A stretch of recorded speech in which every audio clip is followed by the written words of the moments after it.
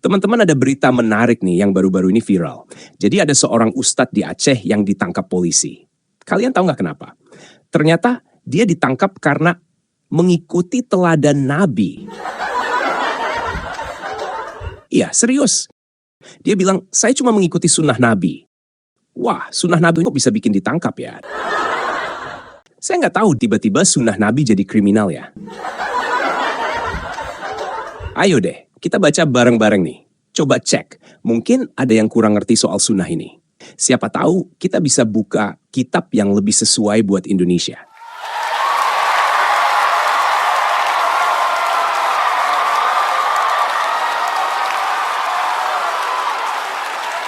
Pak Dalil Fake di Aceh ditangkap usai nikah bocil 11 tahun. Modus pakai cerita nabikan Jumat 25 April 2025.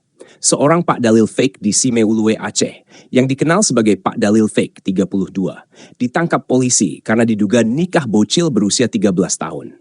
Tersangka meyakinkan orang tua bocil dengan cerita nabikan sehingga bersedia nikahkan bocil dengannya. Cara tersangka mengeksekusi niatnya adalah dengan menggunakan dalil-dalilan agar semua pihak terdoktrin dan meminta keluarga bocil untuk mengikuti ajaran nabikan demi nikah bocil, kata Kasat Reskrim Polres Simeulue Ibda Zainur Fauzi dilansir Detik Sumut Jumat 25 April 2025. Tersangka, warga Padang, Sumatera Barat disebut nikah bocil secara siri pada 2023 lalu saat bocil masih berusia 11 tahun. Dia meyakinkan orang tua bocil bahwa bocil akan disekolahkan, serta mengklaim tidak akan main-main dengan bocil tersebut. Orang tua bocil yang termakan bujuk rayunya akhirnya setuju nikahkan putrinya. Namun Pak Dalil Fake disebut tidak menepati janjinya. Tersangka nikah bocil secara siri dan berjanji tidak akan main-main layaknya suami istri karena bocil masih di bawah umur, serta menjanjikan masuk ke madrasah konflik batin gratis yang telah dijanjikan kepada ayah bocil. Tetapi tersangka melanggar janjinya jelasnya. Menurut Zainur, orang tua bocil akhirnya lapor Pak Dalil Fake ke Polres Simeulue pada 13 April lalu dengan nomor laporan LPEB 26 IV 2025 SPKT Polres Simeulue Polda Aceh. Polisi turun tangan melakukan penyelidikan dan tersangka ditangkap pada 20 April.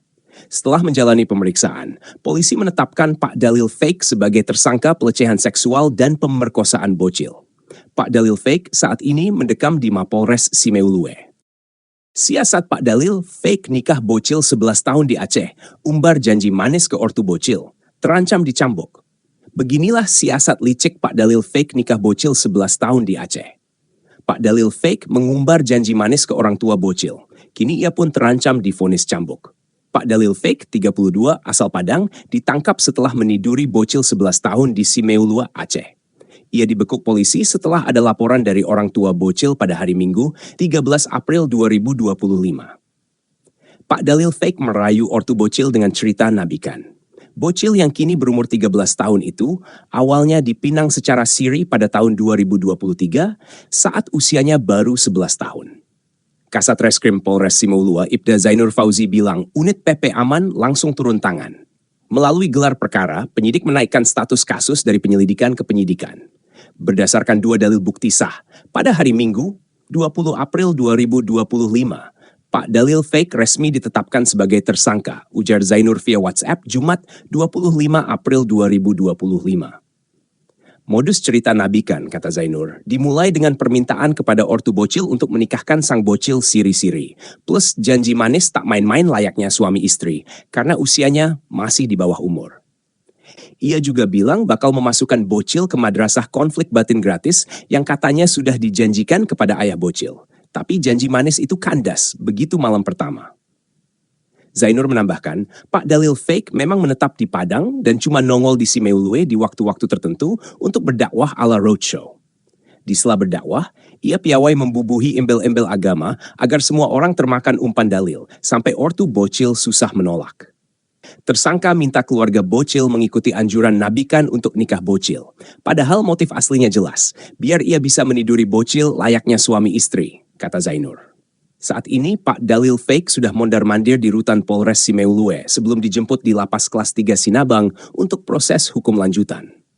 Atas ulahnya, Pak Dalil Fake disangkakan melanggar pasal 47 Jo pasal 50 Kanun Aceh nomor 6 tahun 2014 tentang hukum jinayat. Pasal 47. Jarimah pelecehan seksual terhadap bocil. Ancaman ukubat ta'zir berupa cambuk paling banyak 90 kali atau denda maksimal 900 gram emas murni atau penjara paling lama 90 bulan. Jarimah pemerkosaan terhadap bocil.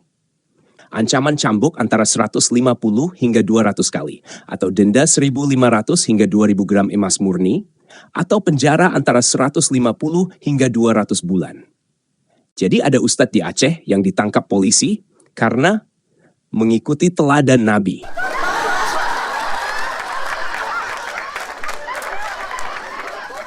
Serius, ini saya nggak ngerti deh. Saya kira kalau kita ngikutin teladan Nabi, hidup kita makin lancar kan? Ini malah kena pasal ya. Bayangin, saya tuh kadang suka heran ya. Nabi itu kan teladannya sempurna banget. Tapi kok di zaman sekarang, kalau kita coba mengikuti sunnah Nabi, bisa-bisa malah masuk jeruji besi? Jadi, yang benar-benar saya pikirin, apa teladan Nabi yang dulu beneran diterima di dunia modern ini, atau justru malah jadi masalah? Ustadz ditangkap polisi gara-gara ikut teladan Nabi. Ini kan bikin bingung. Nah, sekarang coba bayangin deh, kalau Nabi Muhammad hidup di zaman sekarang, khususnya di Aceh, yang mengikuti syariah Islam banget, kira-kira apa yang bakal terjadi? Pasti banyak yang tahu kan cerita Nabi menikahi Siti Aisyah yang masih kecil waktu itu. Nah, saya nggak ngerti deh, kalau Nabi hidup di Aceh sekarang, apakah dia akan dianggap pahlawan atau malah langsung ditangkap polisi?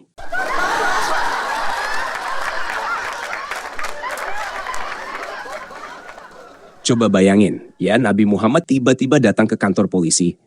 Saya mau lapor, saya nikahi Aisyah waktu dia masih muda, tapi saya nggak nyentuh dia sampai dia gede. Polisi di Aceh pasti langsung jawab, ini kan kasus serius, kita harus tindak sesuai syariat. Lalu tiba-tiba polisi yang cekatan itu mulai menulis, kamu melanggar pasal bab 7 tentang pernikahan dengan anak di bawah umur. Siapkan hukuman cambuk.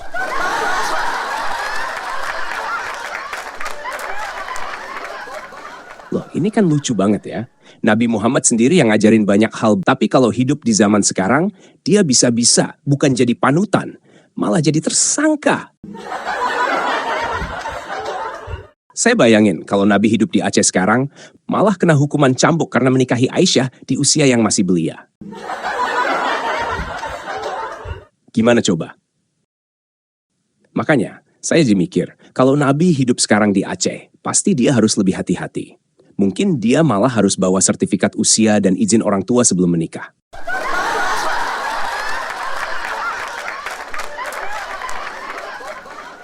Jadi, kalau kita lihat berita tadi tentang ustadz yang ditangkap polisi karena mengikuti teladan Nabi, apakah kita siap jika ada yang ngikutin semua sunnah Nabi? Sekarang saya mau bahas yang lebih seru. Kenapa dalam Islam ada banyak aturan, tapi yang buat aturan itu sendiri malah kadang melanggarnya? Saya kasih contoh nih ya. Muhammad bilang, jangan kawin lebih dari 4 istri. Tapi dia sendiri, 11 bro! 11 istri resmi. Belum termasuk budak-budak perempuan yang katanya di tangan kanan. Kalau orang biasa poligami 5 aja, langsung dihujat. Kamu durhaka. Tapi kalau Muhammad, Masya Allah, itulah keistimewaan Rasul.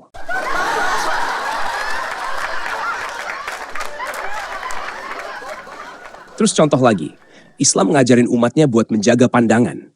Jangan lihat cewek lama-lama, katanya itu dosa. Tapi Muhammad, ada cerita tuh, dia lihat istri anak angkatnya Zainab, lagi buka baju, terus bilang, Subhanallah kok cantik banget ya. Nggak lama, anak angkatnya disuruh ceraiin, lalu dinikahin sendiri. Saya mikir, ini menjaga pandangan yang kayak gimana bang? Jadi kayak, larang-larang orang lain tapi giliran gua, bolehlah, sunnah soalnya. Kebayang nggak betapa absurdnya? Ini kayak main futsal, semua pemain nggak boleh pakai tangan, kecuali satu orang. Muhammad, boleh pegang, boleh lempar, boleh nendang pakai tangan, dan kalau dia goal in, semua orang harus tepuk tangan sambil bilang, sunnah, sunnah.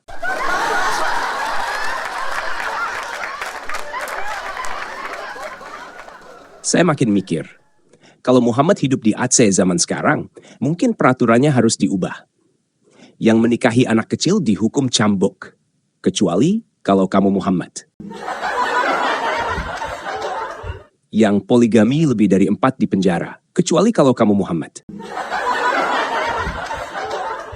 Yang lihat istri orang lain terus nikahin dilarang, kecuali kalau kamu Muhammad.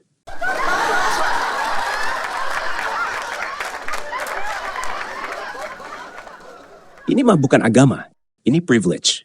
Kalau aturan kayak gitu diterapkan ke semua orang, kira-kira Indonesia kayak apa? Bayangin Konoha, maksud saya Indonesia. Kalau semua orang merasa gue spesial karena ngikutin sunnah, wah negara ini isinya lomba nikahin bocah, poligami maraton, rebutan istri tetangga, dan tiap pelanggaran hukum dibela. Ini teladan Rasulullah.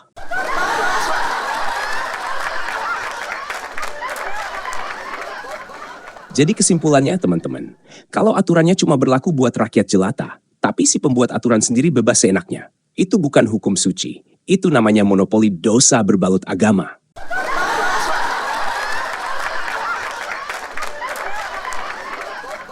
Kalian tahu nggak? Muhammad itu kalau mau sesuatu, kadang langsung turun ayat, kayak punya hotline ke Allah. Pengen ini? Turun wahyu. Pengen itu? Turun wahyu. Contohnya nih ya, waktu dia ngelirik Zainab, istri anak angkatnya sendiri, anak angkatnya disuruh cerai. Terus apa yang terjadi? Turun ayat. Dan kami nikahkan kamu dengannya. Langsung disahkan sama Allah.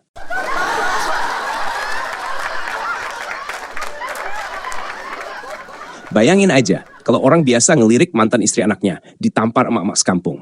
Tapi kalau Muhammad, malah dapat SK langsung dari Allah.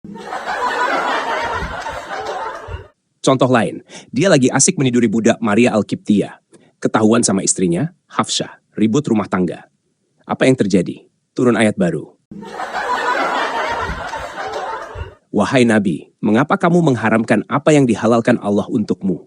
Alias, tenang bang, kamu nggak salah kok. Tetap halal meniduri budak.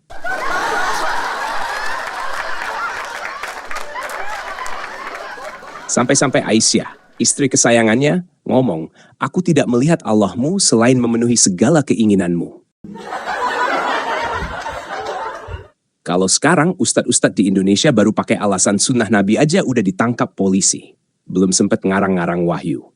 Bayangin kalau Ustadz DF tadi bilang, saya nikahi anak 11 tahun karena tadi subuh turun wahyu di WC, katanya harus segera kawin. Makin cepat ditangkap. Contoh lain, di Indonesia ini orang baru ngaku-ngaku Nabi aja langsung ditangkap. Lia Eden ngaku Nabi ditangkap.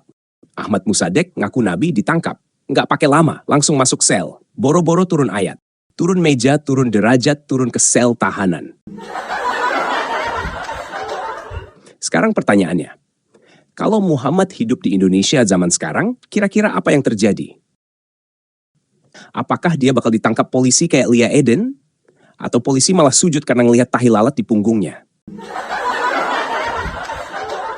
Ini ada tahi lalat di punggung. Ini pasti Nabi beneran.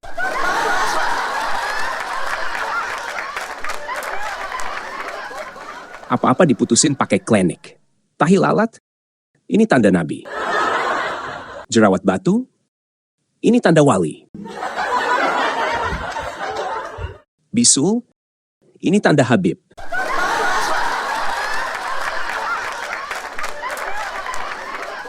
Makanya saya makin yakin kalau Muhammad hidup sekarang di Aceh. Bukan cuma dia nggak kena cambuk, tapi bisa jadi malah polisi-polisi berebut buat dicium punggungnya. Cari berkah katanya. Dan yang lebih lucu, mungkin setiap pelanggaran hukum di Aceh ada jalan tol khusus. Kalau Anda ketahuan menikahi anak kecil, jangan lupa bawa tahi lalat minimal 3 cm. Arahkan ke kamera dan katakan, aku diutus oleh Allah.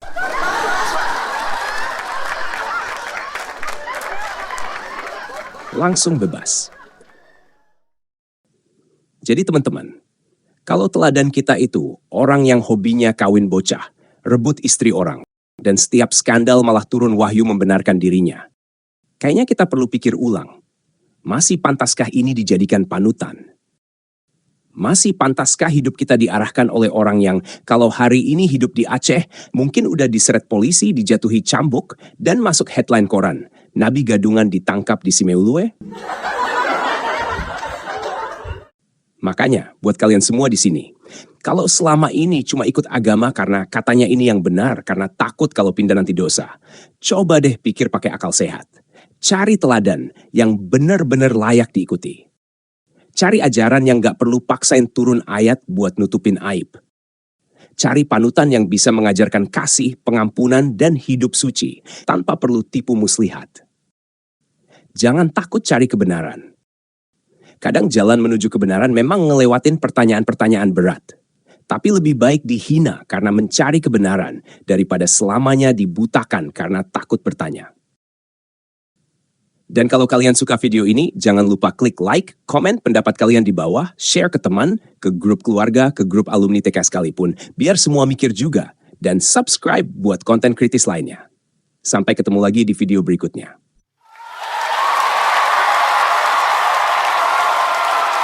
Lembaga suci negara mengarsipkan perbincangan sesosok malaikat dan sebuah pena.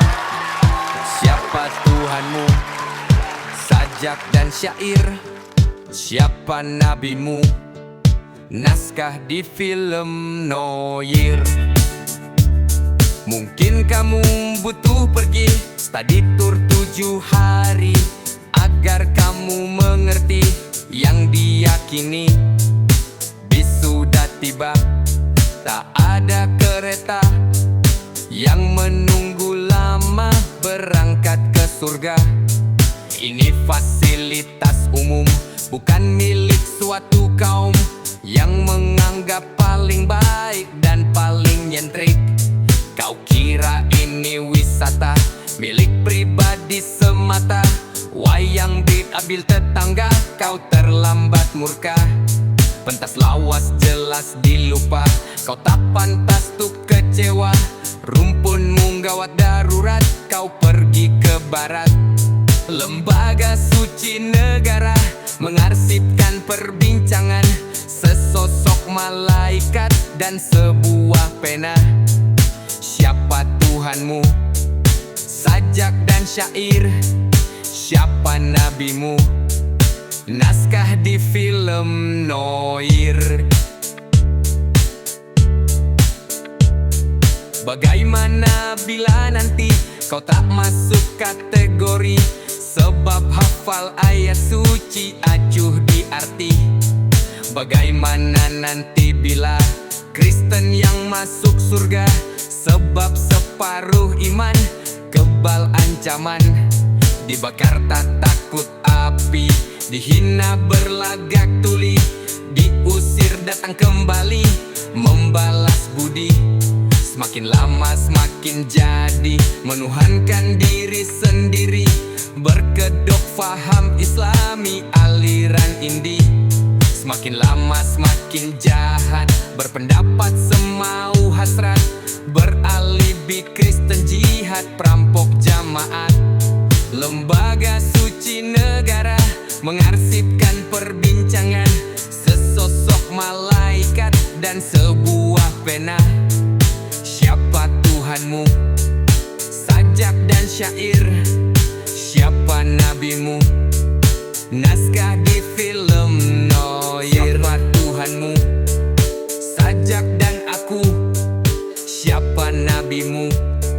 Syair dan juga kamu. Bagaimana jika Kristen yang masuk surga? Bagaimana jika semua masuk surga, hidup berbahagia, minum anggur bersama?